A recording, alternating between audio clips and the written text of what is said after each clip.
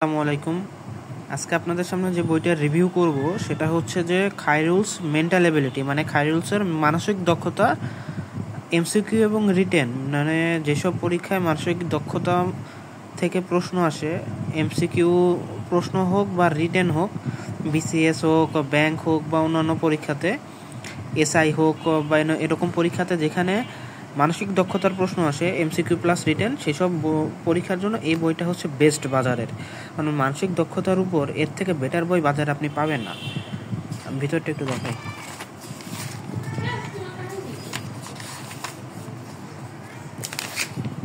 এই যে এটার হচ্ছে সূচিপত্র দেখেন। আপনার যে কোনো পরীক্ষার জন্য প্রয়োজনীয় প্রতিটা টপিক হচ্ছে এই মানসিক দক্ষতার এই বইটাতে অ্যাড করা আছে, ঠিক আছে।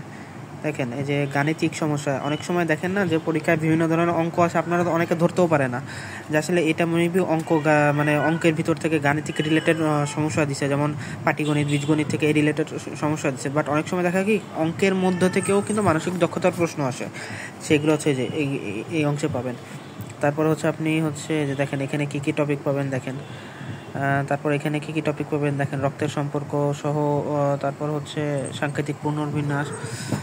তারপর হচ্ছে অনেক সময় আমরা দেখি না যে একটা চিত্র দিয়ে বলে এটা কয়টা ত্রিভুজ আছে, কয়টা চতুর্ভুজ আছে, কয়টা বর্গ আছে, এই যে সেটা নিয়ম সহ দেওয়া আছে, ঠিক আছে। আয়না রিলেটেড অঙ্ক, পানি রিলেটেড অঙ্ক, তারপর হচ্ছে দেখেন প্রতিটা জিনিস এখানে অ্যাড করা আছে। তারপর দেখেন এই যে 45তম প্রিলি, 45-এর লিখিত এবং 46তম প্রিলির মানসিক দক্ষতার প্রশ্ন এখানে সমাধান করা আছে, ঠিক আছে।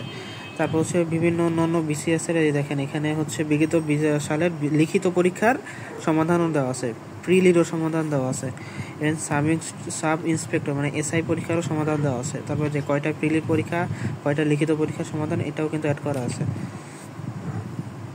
তারপর হচ্ছে দেখেন এখানে ফিল ইন দ্য ব্ল্যাঙ্কস, এখানে তারপর হচ্ছে একটা শব্দ দিয়ে, কয়েকটা শব্দ দিয়ে একটা সেন্টেন্স তুলে দিল, তারপর বললো যে এটা এখানে কী শব্দ বসবে। এটা কিন্তু নর্মাল হিসেবে চিন্তা করলে হয় না, অনেক সময় এটা কিন্তু হচ্ছে আপনার ট্রিকি কোয়েশ্চেন আসে, তো সেটার উপর ভিত্তি করে এখানে দেখেন আপনাকে হচ্ছে অধ্যায়টা সাজানো হয়েছে।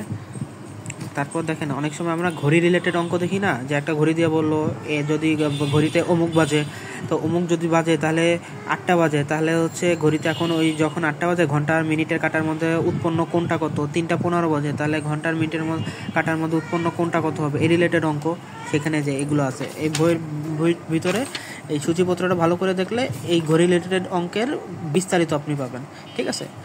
তো আশা করি বুঝতে পারছেন এই বইটা আসলে কেন উপকারী। আশা করি বইটা কিনলে আপনারা সব দিক থেকে উপকৃত হবেন। ধন্যবাদ।